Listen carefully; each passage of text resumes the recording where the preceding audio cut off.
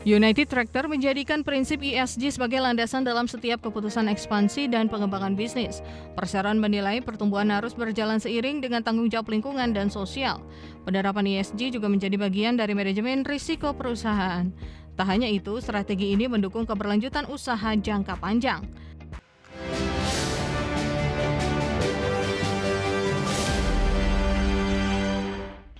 Pemirsa, PT United Tractors Tbk atau UNTR terus menjaga ekspansi usaha dengan menerapkan prinsip Environmental, Social and Governance atau ESG di seluruh lini bisnis. Strategi ini menjadi landasan perseroan dalam menciptakan pertumbuhan berkelanjutan sekaligus menjaga daya saing jangka panjang. United Tractor menjadikan prinsip ESG sebagai landasan dalam setiap keputusan ekspansi dan pengembangan bisnis. Perseroan menilai pertumbuhan harus berjalan seiring dengan tanggung jawab lingkungan dan sosial. Penerapan ESG juga menjadi bagian dari manajemen risiko perusahaan. Tak hanya itu, strategi ini mendukung keberlanjutan usaha jangka panjang. Perseroan terus mengembangkan bisnis di luar batubara melalui sektor mineral, energi terbarukan, dan berbagai usaha berkelanjutan lainnya. Diversifikasi dilakukan untuk menjaga kinerja di tengah transisi energi global. Langkah ini juga membuka sumber pendapatan baru bagi perseroan. Penerapan ESG dinilai mampu meningkatkan efisiensi operasional sekaligus memperkuat kepercayaan investor dan pemangku kepentingan. Perseroan terus meningkatkan program reklamasi, pengelolaan emisi, serta pemberdayaan masyarakat. Komitmen tersebut mendukung reputasi perusahaan di tingkat global. Melalui strategi ESG, United Tractors menargetkan pertumbuhan bisnis yang tetap profitable, namun bertanggung jawab terhadap lingkungan dan sosial.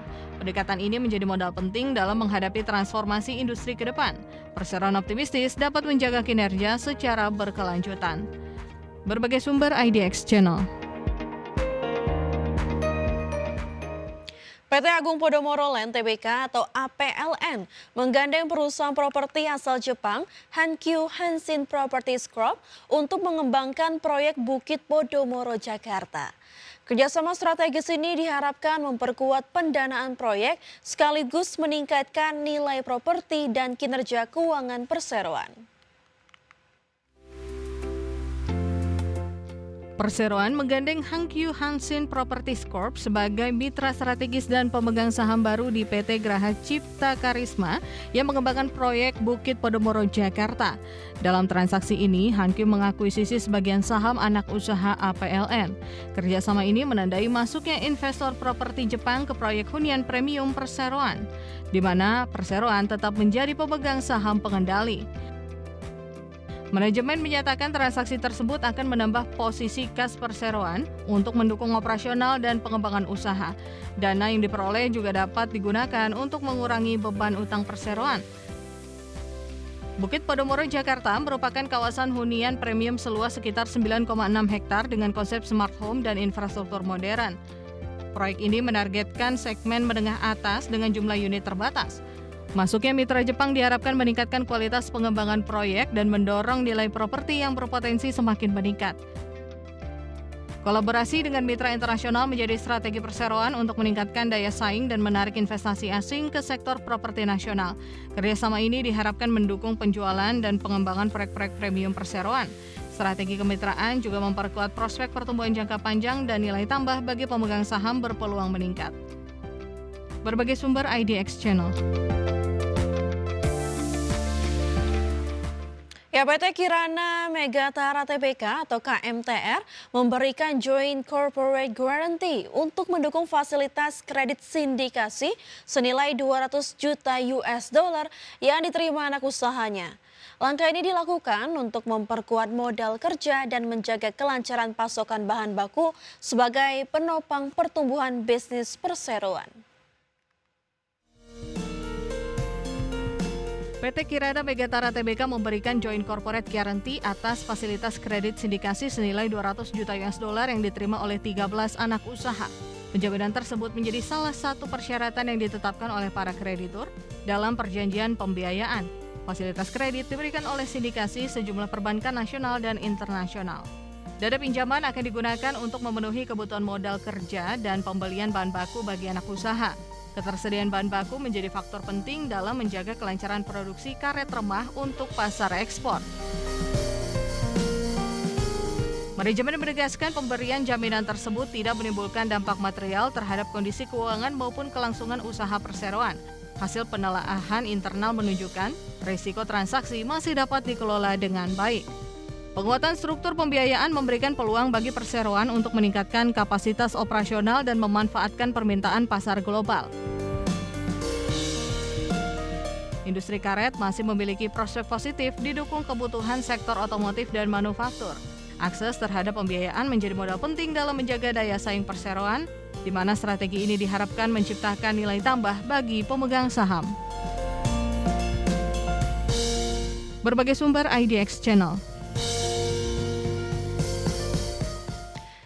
Emiten energi PT Indika Energy Tbk akhirnya angkat bicara menanggapi rumor rencana pelepasan kepemilikan saham di anak usahanya PT Kideko Jaya Agung.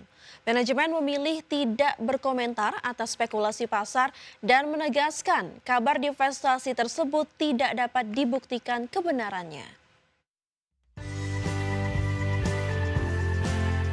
PT Indika Energi secara resmi menegaskan bahwa kabar mengenai rencana pelepasan sebagian atau seluruh sahamnya di PT Kideko Jaya Agung tidak dapat diabsahkan kebenarannya. Melalui keterbukaan informasi di Bursa Efek Indonesia pada Minggu 19 Juli 2026, Sekretaris Perusahaan Adi Pramono menyatakan, emiten memilih untuk tidak menanggapi spekulasi pasar yang berkembang di media. Pihaknya menyatakan akan tetap berkomitmen penuh untuk fokus pada prinsip tata kelola perusahaan yang baik, serta mematuhi aturan pasar modal. Isu divestasi aset pertambangan ini mencuat ke publik lantaran posisi penting PT Kideko Jaya Agung sebagai penyumbang terbesar bagi pendapatan induk usahanya. Tercatat per 31 Maret 2026, Kideko menyumbang pendapatan sebesar 377,4 juta dolar Amerika atau sekitar 72,8% dari total pendapatan konsolidasian perseroan yang mencapai 493,2 juta dolar Amerika. Dari sisi profitabilitas, anak usaha tersebut membukukan laba bersih sebesar 42,4 juta dolar Amerika yang menopang laba konsolidasian perseroan sebesar 7 juta dolar Amerika pada kuartal 1 tahun 2026. Perusahaan yang terafiliasi dengan Arsyad Rashid ini sebelumnya diisukan akan melepas kepemilikan saham dengan taksiran transaksi melampaui 1 miliar dolar Amerika atau setara 18,1 triliun rupiah. Saat ini, Indika Energi masih menguasai mayoritas kepemilikan sebesar 91% atau setara 537 juta saham di tambang batubara Kabupaten Pasir, Kalimantan Timur tersebut. Sementara itu, pergerakan saham Indi pada penutupan perdagangan Jumat 17 Juli 2026 terpantau melemah 2,8% ke level Rp2.430 per saham. Berbagai sumber IDX Channel. Pemirsa, kita beralih ke pergerakan IHSG setelah penutupan di sesi pertama pada hari ini, di mana IHSG terlihat bergerak menguat pemirsa di 0,86% ke level 6.228,91. Tadi pagi IHSG dibuka di level 6.197 dan sempat menyentuh titik tertinggi di level 6.249. 398 saham mengalami penguatan, 188 saham melemah, dan 205 saham stagnan atau tidak bergerak. Dari pergerakan top gainers pemirsa, atau saham-saham yang mengalami penguatan tertinggi, antara lain ada BBRI yang menguat di 2,69%, BRPT menguat di 2,36%, Telkom menguat di 3,01%, dan Bumi menguat di 3,33%. Sementara dari top losers pemirsa ada PRDL yang melemah di 10,36%, Jelly melemah di 10,61%, Raja melemah di 1,69%, dan Rans melemah di 2,4%. Dari pergerakan sektoral pemirsa, industri menguat di 2,08%, energi menguat di 1,72%, sementara teknologi melemah di 0,24%, dan begitu juga dengan kesehatan yang melemah di 0,17%.